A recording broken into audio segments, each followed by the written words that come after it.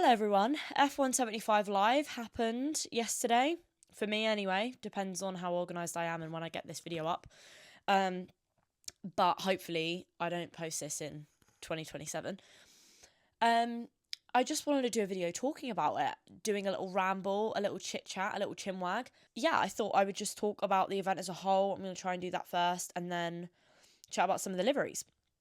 The event as a whole was very interesting and I have mixed opinions about it. I didn't hate it and it did exceed my expectations. It was very Brit Awards. And if you're from England and if you watch the Brit Awards, you'll know exactly what I mean. And I think they were going down that route, obviously bringing Jack Whitehall in.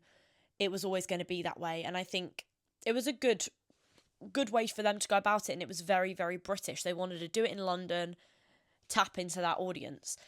But I think some of the humour and some of the things that were said and done maybe didn't translate. And a lot of people saw it as quite cringy. But I didn't mind it. I think it was okay. However, I do think that F175 was a representation of what F1 has become and is becoming. And that is a big, glamorous show. Like it or not, this is where we're at. And I think it's possibly due to Liberty Media and, bringing in American audiences and it becoming more of a spectacle. But yeah, I found that side of it very interesting. I think it's just a representation of what F1 is now. But the big thing that I will say about this event was, if you're watching it at home, it was free. It was free to stream on YouTube, on Sky. It was free. So I'm not complaining. Even if you went to the event and you paid however much you paid to go, it's still optional. And they released the liveries and, posted the liveries on social media and news outlets. You don't have to actually tune in to the event itself. I think it was a bit of fun in the off season.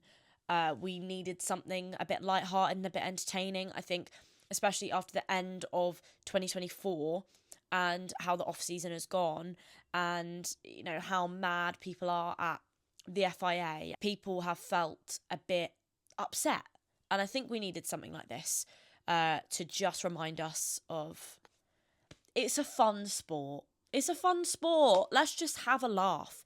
Let's just have a giggle. And I think Jack Whitehall especially brought that. You can never please everyone. I think if we had an F1 presenter doing the whole evening, it would have been great.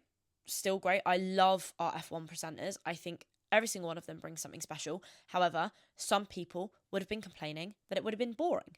And I feel like we would have got the same PR answers and the same things that we speak about in every post-race interview, every press conference. I feel like it would have been the same thing. Let's talk a little bit about the music acts as well, because I was worried.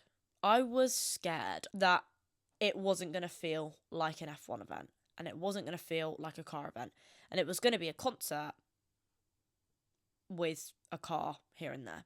And it was a little bit like that, I will say. It didn't feel like a car launch at some points in some parts.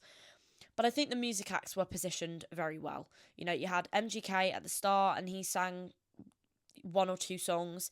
You had Take That closing. And then the other acts were within the car launches. They were within the livery launches. So I think they were done quite well. And I don't think it was as bad as what people were expecting. But you guys can give me your opinions on that. But I think it was done quite well. I'll get onto the DJ set because that was very interesting. But I'll get onto that when I talk about Alpine. And Kane Brown, I'll talk about that when I go on to Haas. So don't worry, you'll be hearing more about that in a few minutes. There were some really fun moments in the evening. There were some chaotic moments. We saw Charles Leclerc and Lewis Hamilton playing chess online in the middle of the event. We saw Gordon Ramsay being Gordon Ramsay. We saw Lando Norris call Drive to Survive, Netflix. I don't know who he was calling wankers, but he called them wankers. And that was great. The FIA got a mention and got a few boos. They got a lot of boos. I would like to know, if you guys were there and you were actually in the arena, what did that sound like? Because obviously on TV, it's different. You can hear more of Laura Winter than anyone else. And it was hard to gauge how loud it was. It sounded pretty loud. But yeah, the FIA got mentioned, and I'm surprised they only got one mention. Saying that, I'm also not surprised because of those boos. And I feel like they knew maybe they shouldn't mention the FIA too much because it would anger people. And people are not happy with the FIA at the moment. They haven't been for a long time. And if they mentioned them too much, it wouldn't be a nice addition to the evening. So I think maybe they just went with mentioning them once, and then that would be it. But I was slightly surprised because it's the 75th anniversary of F1 and the FIA is the governing body. I would have thought that they would have got 30 more mentions. But yeah, that was very interesting that people were booing at a logo. They weren't even there. As far as I'm aware, they weren't even there. And the FIA president wasn't even there. They were booing at a logo, which just goes to show how angry people are. I did really like that all of the launches were different. And I knew that when going into this. Obviously, I did make a video on like what to expect from F175 a little while ago. And I did say, obviously, everyone's going to do something different. Some people are going to do videos. Some people are going to do DJ sets. Some people are going to do music performances. And it was nice to see that, because I feel like it could have got very boring very quick if everyone was doing the same thing. The only thing I will say is I do miss, and this might be a one-off thing. Next year, they might go back to the classic, everyone doing their own thing, and they, release the livery at the same time as they release the cars and all of this stuff. But I do miss them just chatting about the cars and them just chatting about the livery and talking about what they've done differently. And I've seen a few people speak about this, but people have worked so hard on these cars, and they've worked for months and months and months perfecting the livery and the car to be the best, hopefully the best it's ever been. That's what they all want, it to be the best. And all we kind of got was a video, the car spinning around a couple times, and the drivers saying, yeah, I'm excited to get in it, it looks good, onto Ferrari. And I think that, for me, I missed that. I missed them talking about what they are proud of and how hard they've been working and what they've changed and what's different. I'm a bit of a nerd. I will say I am a nerd, and I love that side of it. So, I don't know. That's one thing I wasn't too sure on the event. I wasn't too sure on. They also showed more of the F1 film and the behind the scenes and all of that jazz. And yeah, I think I am going to speak more about the F1 film as we get closer to it. I'm going to make loads of videos on it, and when I see it, I'll have a strong opinion. I don't want to say too much because we won't know until we watch it in cinemas. They did look good, and the movie does look good, and I will be watching it because I've loved previous F1 films that have come out. I love Rush, Ford vs Ferrari, or Le Mans 66, whatever you want to call it.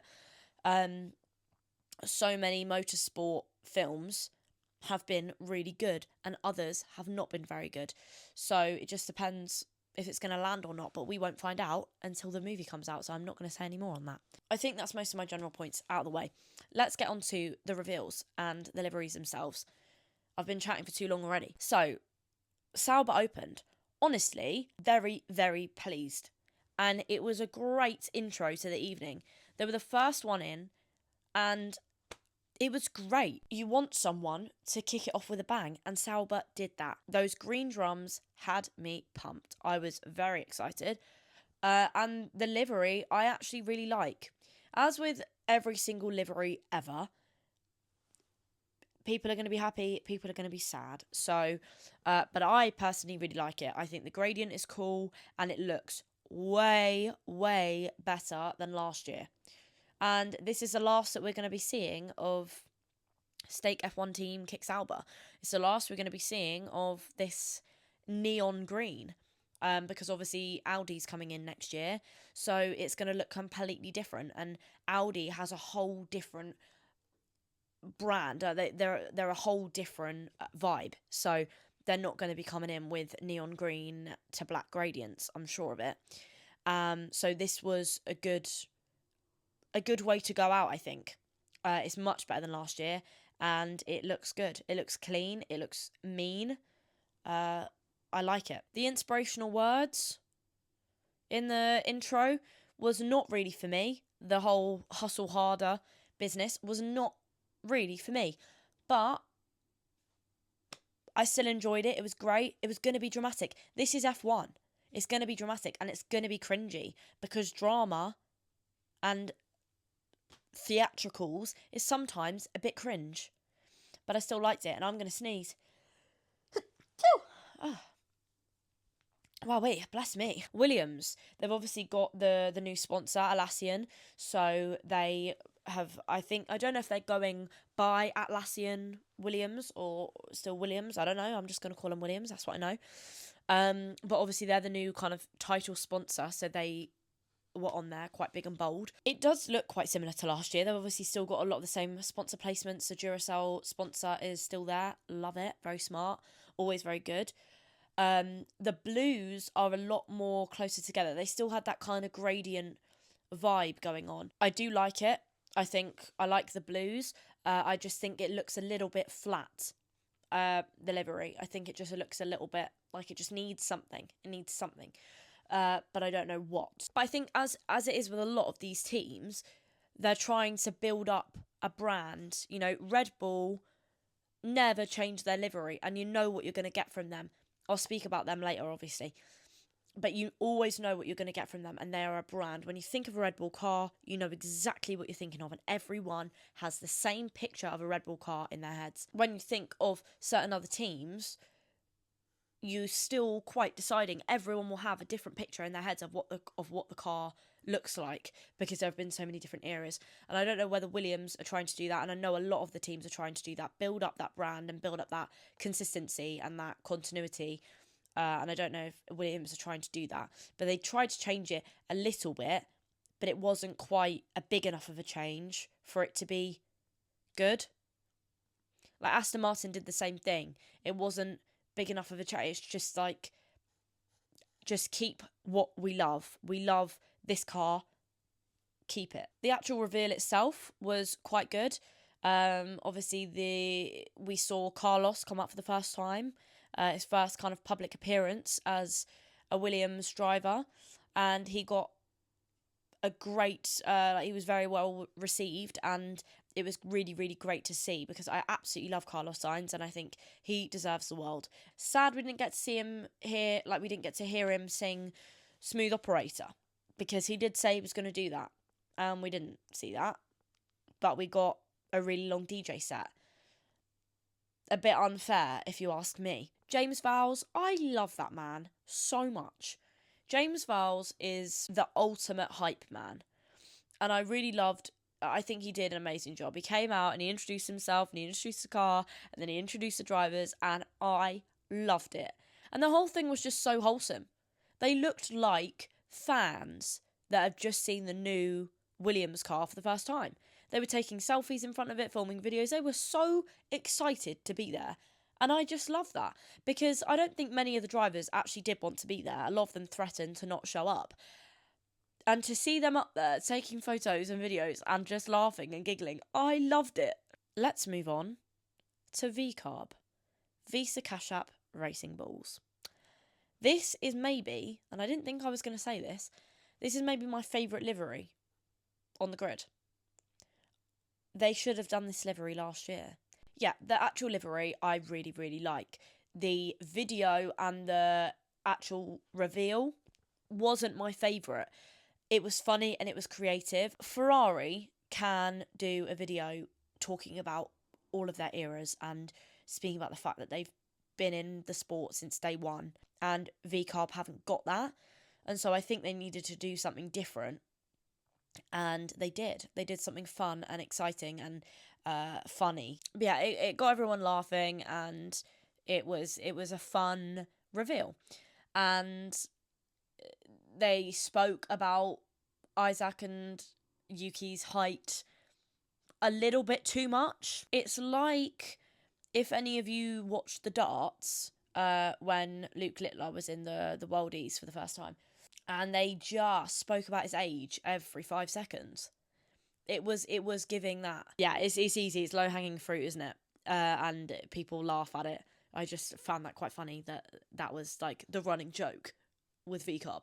But yeah, back to the livery. I think it looks really clean. I like the white. It's going to look amazing during night races, I think. And yeah, it's still got the Red Bull theme. It's still got the Red Bull vibe in the logo, but it is white and it's clean and it looks neat. Next up was Haas. I don't know why I said it like that. Haas. Very, very American. Obviously, Haas is an American team. They played into that. Similarly to Aston Martin, and they play on the whole British racing green and James Bond type of vibe. So Haas was gonna play on the American thing, and yeah, it was very American, very cool. They obviously had Kane Brown perform before it. Not my favourite performance of the evening. I'm not familiar of him at all. I didn't know who he was before this. He did a great performance, and then he did the intro. I believe it was still him that did the intro for Haas. You know, he did kind of the voiceovers. And it was great. Very American. The actual livery, there's not much to report. The car looks okay. It is quite similar to last year, with a few differences. But it's still obviously got the black, red and white. Very easy colour palette to go with. And that brand that, yet again, they're probably trying to push and trying to build up that continuity. I just wish the front nose was black. That is the only thing I think I would change. Because the car, overall, looks quite good and looks quite cool. And I have nothing else to say really on the car. Let's move on to Alpine. Because that was a reveal, wasn't it? They had the DJ set. Obviously, listen, the guy, he wrote the F1 theme tune. He composed the F1 theme tune. So he is a big part of the F1 family, as, you know, Laura Winter said it. However, his DJ set went on for a little bit too long for my liking.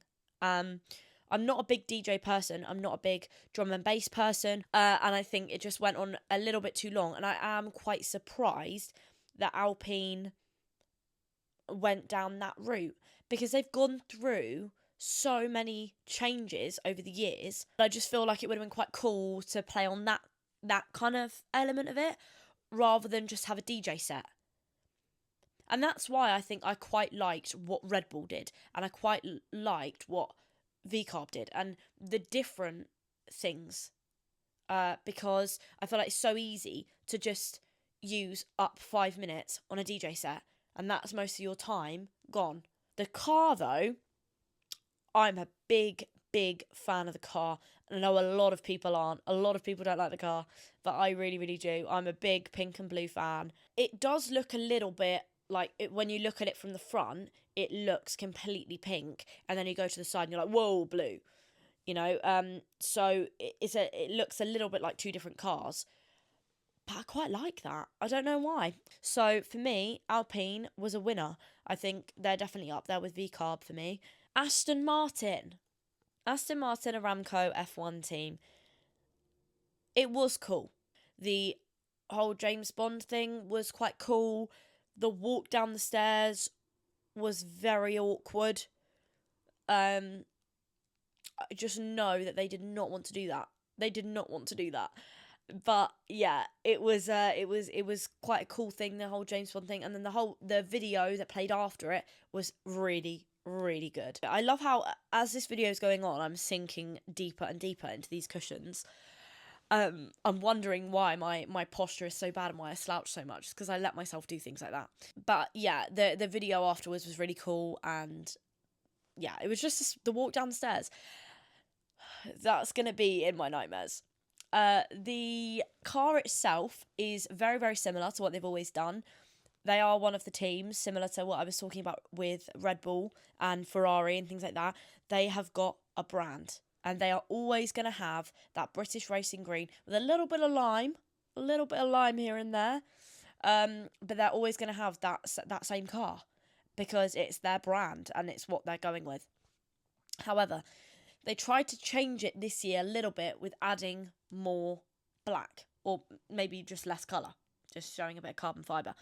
But they tried to, change it a little bit, but it wasn't really the change that I was looking for necessarily. But yeah, the car is very, very similar to what we've had before and what we've always had. So we knew what we were going to get with Aston Martin. I don't really think that much is needed to be said.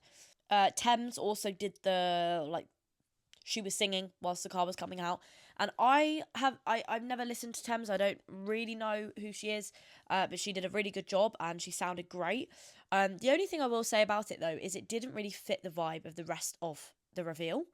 I liked it, but if it felt like 3 different reveals in one. So you had like the whole 007 James Bond thing and then walking down the stairs. You then had the whole video with like all of the animations and everything going on, and then you had the actual reveal itself, and it felt like 3 different reveals. Maybe that's a good thing. They used up their time very, very wisely. Fernando Alonso was hilarious as well, basically just saying, "You've seen the best car, safe journey home." Do you know what I mean? It was really good. I liked that, and you can always trust Fernando Alonso to crack a few jokes here and there. Let's talk about Mercedes. I really don't have much to say about them. It was a cool reveal. They obviously have a lot of history. They're one of the most successful teams in recent F1 history. And I don't know if their reveal reflected that. I don't really remember too much. It wasn't the most memorable one of the evening, and that probably sounds very, very horrible, and I don't mean it in a horrible way. I just don't think it was the most impactful. But the car is cool. Mixing silver and black, silver arrows, from the front, very silver arrows. The Ineos sponsor is gone. I think it's still there on the car, but it's just not on the top of the car like it was before. And I think there's been a few things going on with Ineos, but I don't know why I said it like that. There have been a few things going on with them, I think, but I'm not 100% sure. Next up is Red Bull. I really, really loved Red Bull's reveal, apart from everyone running out with Liam Lawson and Max Verstappen. Didn't enjoy that as much, but the video was really, really cool. Really cool. And I'm an F1 fan who loves cars. And even my boyfriend was saying the same thing because we were watching it together at home. And he loves just cars in general. It's not even just F1. And that was really cool for us to just watch all these cool cars. It was just a fun, car meet. And that was really good. And I loved that. And they're supposed to be the youthful, fun team. Anything you hear of with Red Bull, they were always the fun team that was always partying. And was the youthful team. And I think they kind of played on that with the video and everyone running out. Yeah, the run out was not really for me. That was a bit for me where I was a bit cringy, a little bit cringy. And I think that it wasn't giving Max Verstappen and Liam Lawson. They're not very flashy people. I suppose that's what I'm trying to say. They're not very flashy people. And so I think this didn't really fit their vibe that they were bringing, because they were just kind of walking out and they were like, hello, hi, when can I get off the stage? And they didn't do any talking, anything at all. And I think that was purposeful. I'm surprised that they didn't speak to Liam Lawson. I'm not surprised that they didn't speak to Max Verstappen, because Max Verstappen didn't want to be there in the first place, and he said that he was, going to be sick and he wasn't going to show up. So I don't think they maybe wanted to speak to him, because he is a PR disaster. Love you, Max Verstappen, but I don't think they maybe wanted to interview him for that reason. I don't know. Christian Horner did speak. He got a lot of boos, similar to the FIA. Now, I don't want to speak about this too much because it's a controversial topic and it's been done. Do you know what I mean? People have spoken about it until it's dried up. So I'm not going to just add to that conversation. Next up is Ferrari. This is the exact thing that I thought they were going to do. Very, very Ferrari, very historic. It was just the reveal that we knew that we were going to get. Ferrari have been in the sport since day one, and so they were going to bank on that, and they were going to really hammer that home. The car itself, it's had a lot of people talking, hasn't it? It's very similar in a lot of ways. It's still that Ferrari red. You've still got the sponsors. You've got the HP sponsor there, and I'm really not a big fan of the blue. HP is not just blue and white. They don't need to do it blue and white. They could have done black. And the big white stripe. Now, I really loved last year, they did the white very tastefully. And I really liked the white on last year's car. And I think they could have still done the white and expanded on that white without doing a really massive strip. A really big, thick strip of white just on the back of the car. It's just there. It is just there. And I think it was an interesting choice. But, yeah, I don't know. There's also a lot of sponsors. There was a lot of sponsors crammed in on that car. You can barely see the red. You can barely see the red on the car because there are so many sponsors. But the car is cute. It's a Ferrari and it's classic, isn't it? But I think, yeah, it's just the sponsors and the white and the HP just knocks it down for me. It's definitely not one of my favourites. Whereas last year, the Ferrari last year was probably one of my favourite cars on the grid. This year, not so much. And last but certainly not least, we had McLaren. I really liked their reveal, bringing out like previous cars, really playing on the whole eras thing. Because, yet again, they are one of the teams that are trying to work on their continuity and trying to work on building that brand. And they have had so many different eras, as in the words of Taylor Swift. They have had the whole red and white. They've had the silver. They've had so many different things that they've looked like. Similar to what I was saying earlier about when you think of a McLaren now, and as a new fan, you probably think of the papaya. You think of the bright orange car. But if you were to ask my dad, and if you were to ask someone in their 30s, they would all say different things. And I think they're trying to build up that brand of what they look like and what McLaren is as a brand.